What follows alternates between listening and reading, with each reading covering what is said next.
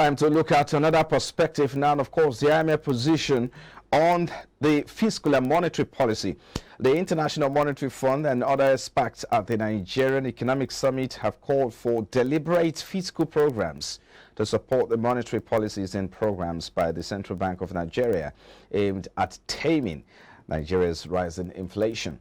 Nigeria's inflation rate jumped to 21.09% in October, further raising pressure on the economy. IMF is calling for complementary fiscal policies to tame the rising inflation. But what are the challenges and how can they be addressed? That's the big question now. For further analysis, Tajuddin Olayinka, MD of Vitamin Capital Partners, joins us via the telephone now. Thank you for your time. We appreciate you. Yeah, good morning to you. Now, talk to us about your position. IMF is calling for deliberate fiscal programs to support the monetary policies and program by the Central Bank of Nigeria so as to tame Nigeria's rising inflation. So, talk to us. Help us make sense of this. Okay. What IMF has said is not completely different from what many analysts have actually pointed out before now, because the kind of inflation we are experiencing here in Nigeria and most of the people, around the globe are likely, supply side issues, inflation coming from some supply side factors. And so, if you continue to use demand side management tools to arrest what ordinarily belongs to the supply side space, then it becomes a challenge. And since central bank, started, using monetary policy tools to somehow arrest this inflationary pressure, it doesn't seem that we are getting any positive result, even though the rate at which it's rising is actually slowing down. But it's still not at the level where we should have it, given that they have raised interest rates about 3 times now, to 13% at the point, to 14.5% at the point, and the last one to 15%. So all these things have not really, helped the market. Helped the economy. So what I meant to say is that even when you're going to do things that ordinarily you should not do, you still are still not getting a result. Because what we have seen is that the cost push inflation is still going up, and that's why we are still having that challenge of inflation. We are still having it going up, even though it's not at a very high, high rate, but it's still going up. 21.09% is nothing to celebrate. So what this means that the demand side management tools is beginning to filter into the supply side factors as well. When you have to continue to raise interest rates and all those things, all these things also aggravate what you have on the supply side. So these are the challenges we have. Even though inflation is more supply side related, we are using monetary policy to deal with it. Whereas we should use more fiscal policies, because when you have some supply side challenges, you go fiscal, and that's what I mean is simply saying. Yeah, but okay, talking about taming inflation, yes. I know CBN raised interest rates many times this year so as to address the rising inflation, but it looks like that is not working. In your own opinion, why do you think that is not working? It's just exactly what I've just mentioned. Okay. Why it is not working is that because what you ordinarily deal with the inflationary pressure we are having are actually in the domain of supply side factors. And when you are now using demand side tools, it will somehow slow down. It will want to tame inflation, but it will also create problem for output goods. And so what we are seeing is that rather than tame inflation, that same CBN demand side factors or demand side tools are now filtering, moving slightly into supply side, creating more supply side problem rather than solve the demand side issue that they would do, because they are actually no demand side issue. Rather than solve demand side issue that those tools will have helped to take care of is that rising interest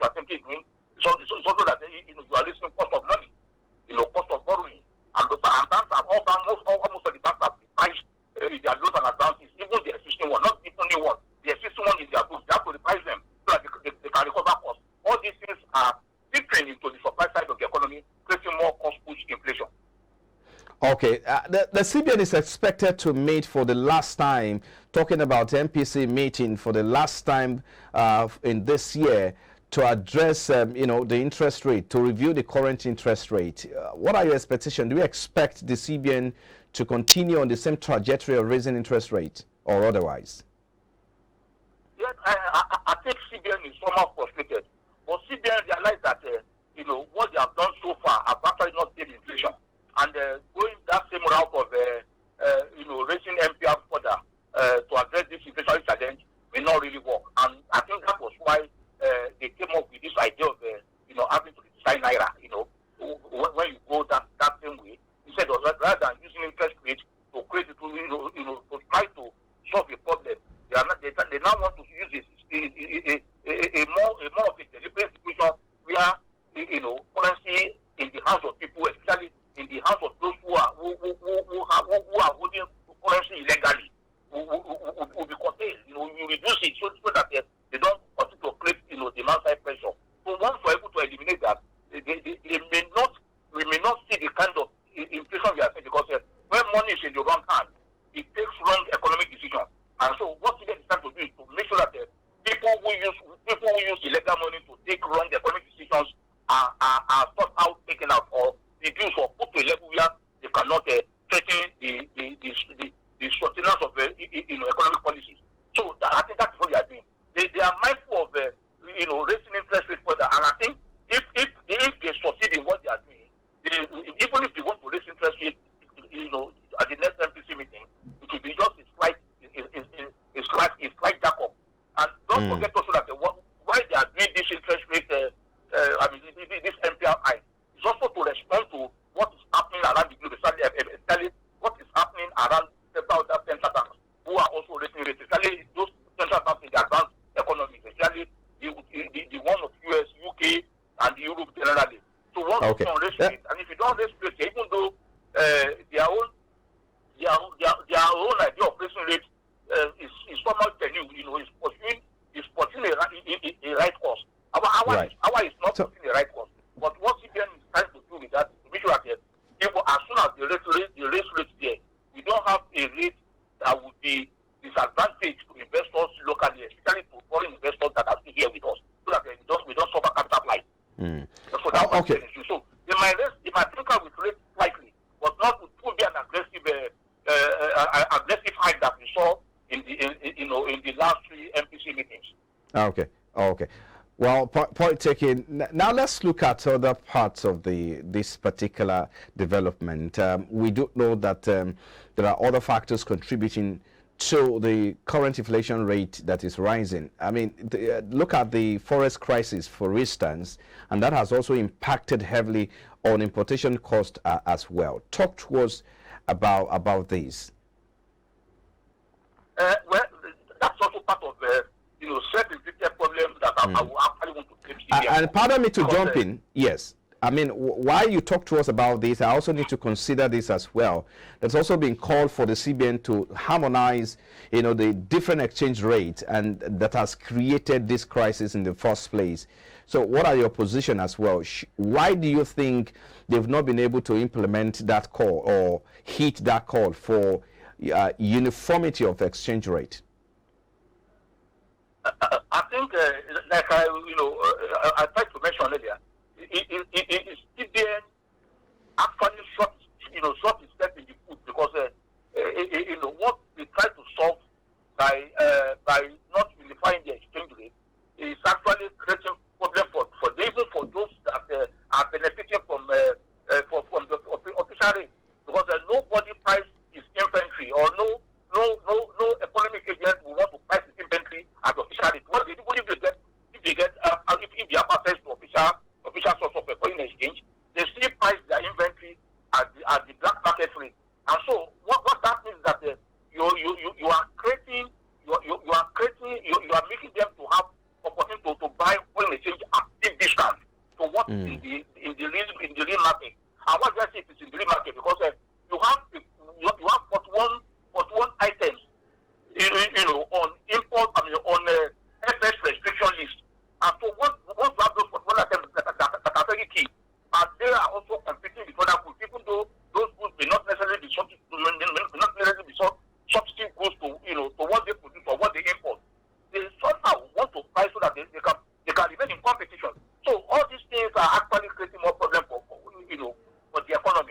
It's this all is right. why everybody is saying that the CBN should unify. What they say is unify. What they say that they create one market where those who are buying from the black market can also have access to the official is another one. Remove those 41 or 42 items on restriction list or restriction list so that everybody will have the same market and the pricing will be appropriate, and that can now encourage inflow that may even bring exchange rates down. It's because we're not getting enough foreign inflow, especially foreign portfolio inflow, that we are having all these prices. If we have sufficient foreign portfolio inflow, we may not be going through what the economy is going through at the moment. So that's why what is saying unification means that let every economic agent buy exchange rate officially from the same source. Let's have one market so that those items you have on the restriction list are lifted and made to be part of the central FX purchasing system. So once we have that one market, I believe that will give us the ideal exchange rate, and that will attract more inflow. So and don't forget also that all these people you have restricted, there is no way that will not create problem for that is what is creating problem in the black market, because what they bring are not prohibited. But the source of getting forex is what is not prohibited. And so when you now create the demand, where there is no demand, the exchange rate at the black market will continue to determine what investors believe exchange rate to be. So, but when we leave those one for the black market, the black market will not be enjoying the kind of demand they are getting from those 41 items. So, 41 items are actually the problem that the market is having. Most of them, you have somehow unified the exchange rate. That's what everybody is saying. Okay, I think we're a good place to leave it, this conversation now. Thank you so much. Mr. Tajuddin Olainka is the CEO of Vitamin Capital and Partners. Thank you for coming on Business Breakfast. It's my pleasure. Thank you. Yeah, have a great day.